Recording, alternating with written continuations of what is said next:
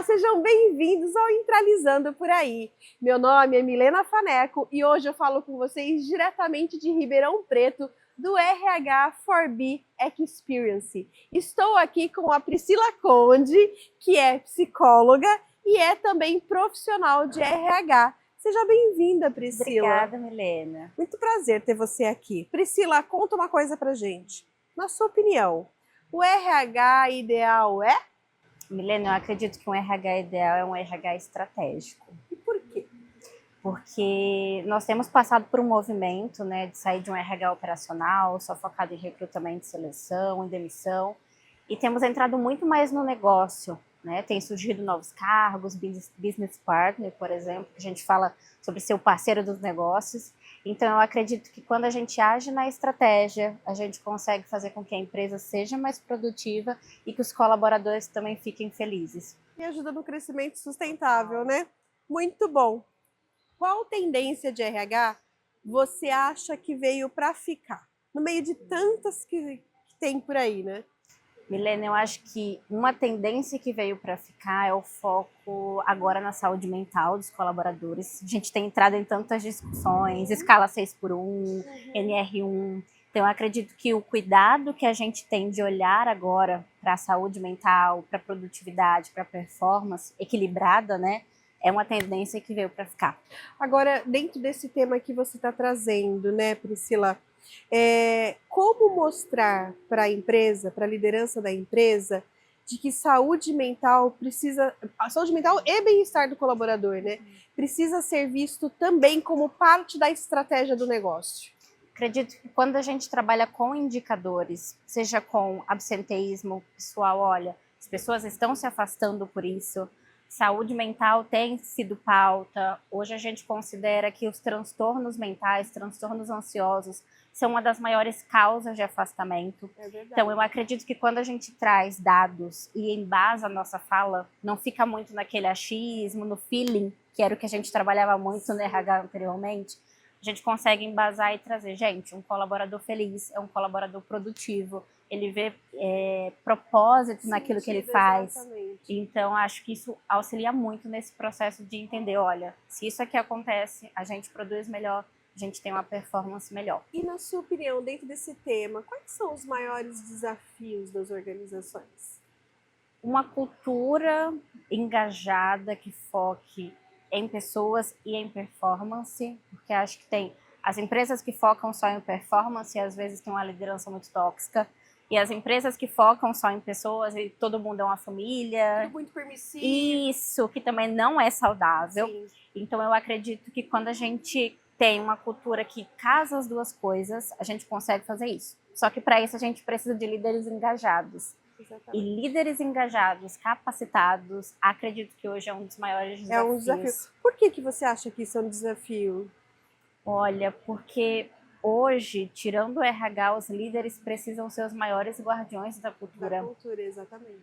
Então, por mais que a cultura possa ser das pessoas de baixo que suba, quando isso já vem de cima para baixo e os líderes eles são exemplos da cultura, fica mais fácil para os colaboradores aderirem também. Sim.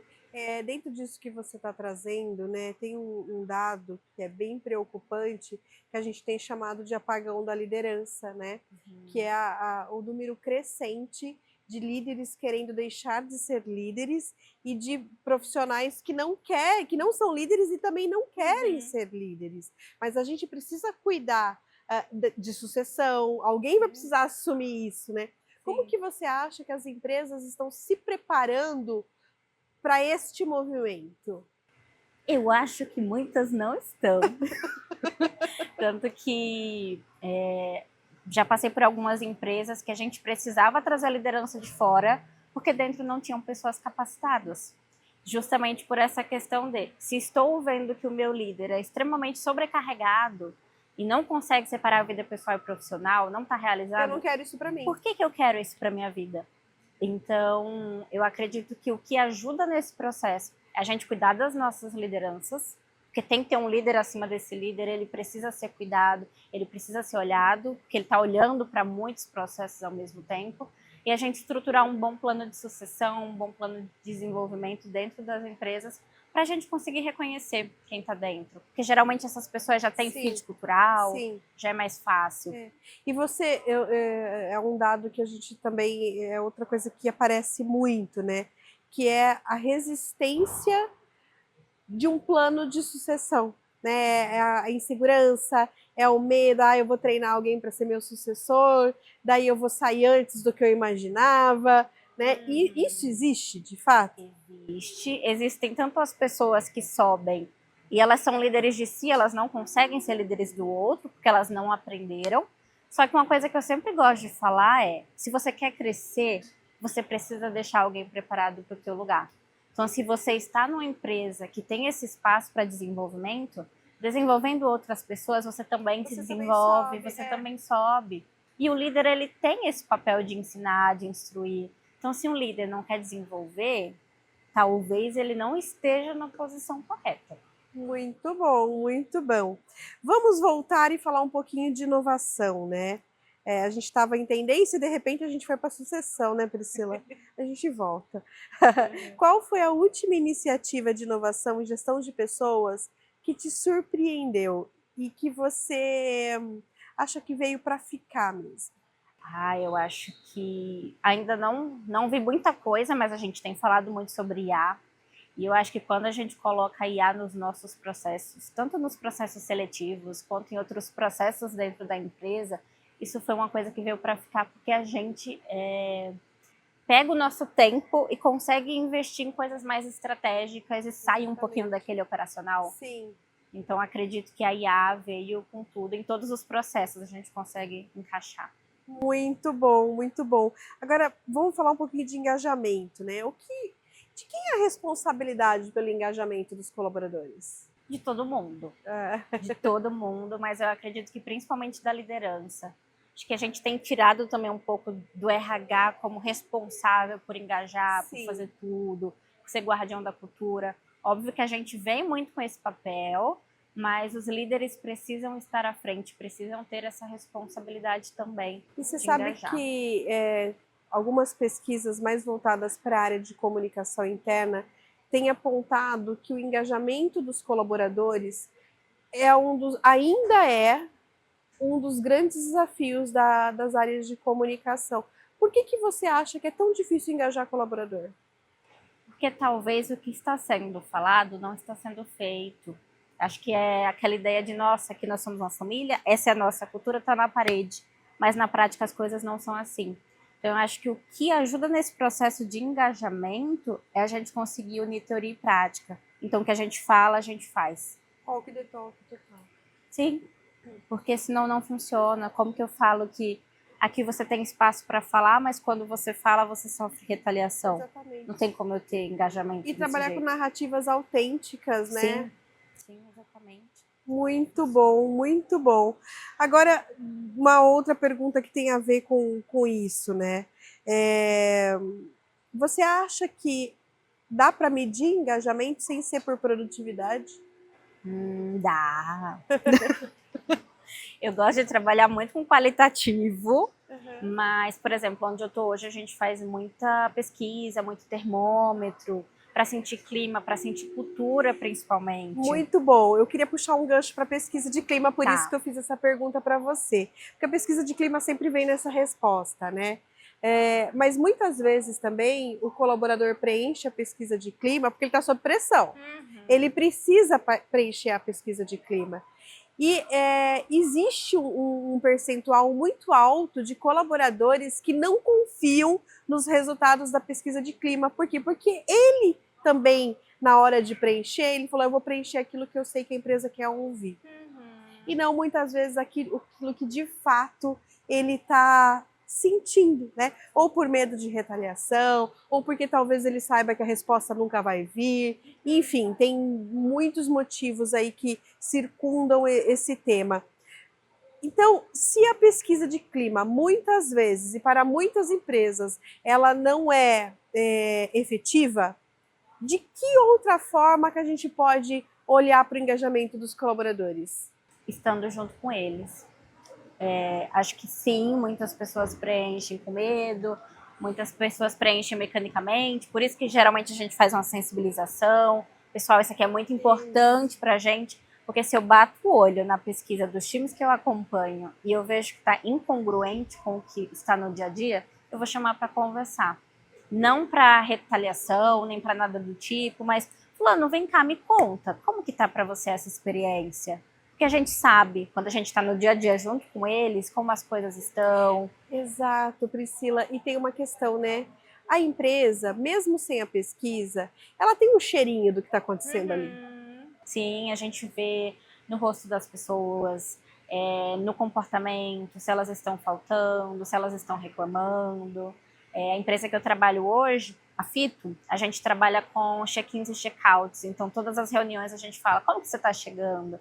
E aí a gente brinca que você não pode falar nem bem nem mal, porque não é sentimento. Então, você precisa buscar uma emoção para dizer como que você está. Então, se a gente percebe que esses check-ins e esses check-outs estão girando muito em torno de tô desanimado, tô ansioso, para a gente também é um indicativo. E a gente faz esse acompanhamento junto com os times, a gente participa das reuniões, que eu acho que isso é o que vai ser o nosso indicador principal. Como que está os times, como que os times estão longe, às vezes, do CEO da empresa. E esse programa, ele é patrocinado pelo RH, mas ele é feito pelas lideranças, certo? Isso, na verdade é uma coisa da nossa cultura. É da cultura de vocês. Isso, é da nossa cultura e a gente vivencia todos os dias. Ou seja, para a empresa aplicar, né, implementar um programa dessa, ela está muito aberta ao diálogo, né? Sim. À escuta. Sim, a gente coloca como pilar comunicação não violenta, segurança psicológica. Então, é bem diferente. É cultura, é valor, né? Sim. É valor. Muito bom. Agora a gente está caminhando para o finalzinho e eu tenho aqui um saco surpresa. Tcharam! Não morde. Priscila, sorteia um aí. Vamos ver o que vem para você.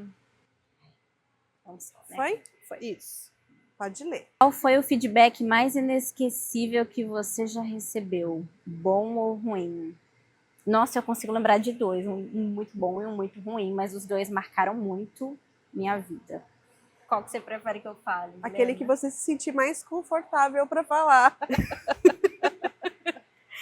Então eu vou focar no ruim, mas porque ele foi um divisor de águas na minha carreira. Já que a gente falou de saúde mental, acho que talvez valha a pena trazê-lo.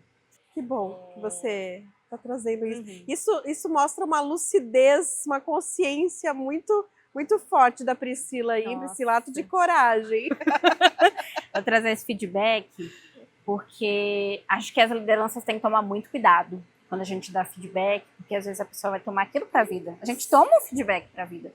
Pode ser um gatilho. Nossa, muito. E eu tava, acho que com 20 anos, tava passando por uma fase muito difícil, muito ansiosa, eu já tava com enxaqueca tensional, então já tava tomando antidepressivo, e eu tinha decidido que eu ia sair da empresa que eu estava. E aí eu fui pedir minha demissão, falar que eu não estava bem, eu já estava na empresa há 5 anos, e aí a minha gestora na época, psicóloga, e eu esperava um pouco de acolhimento, falou assim, não, você só tá assim porque você não ama o que você faz. E aí aquilo ressoou muito, tanto que ressoa até hoje, eu falo sobre isso. E aquilo ali para mim foi uma prova de que não valia a pena eu estar naquele lugar, que eu amava muito o que eu fazia e que exatamente por amar o que eu fazia, eu precisava estar num lugar que olhasse para minha saúde mental também, para que eu conseguisse entregar o melhor que eu poderia entregar. Então acho que esse foi um feedback inesquecível. Então, olhando para a câmera e para quem está lá e passa por isso, qual é o conselho que você dá? Tenha uma mente crítica, olhe para o que você sente, seja egoísta com a sua carreira, porque se o local que você está não te dá uma possibilidade de crescimento, não olha para a tua saúde mental, talvez não valha a pena estar nesse lugar. Muito bom, Priscila, muito obrigada. Eu espero que você tenha um final de evento muito produtivo, muito feliz. Obrigada pelo convite. Muito obrigada.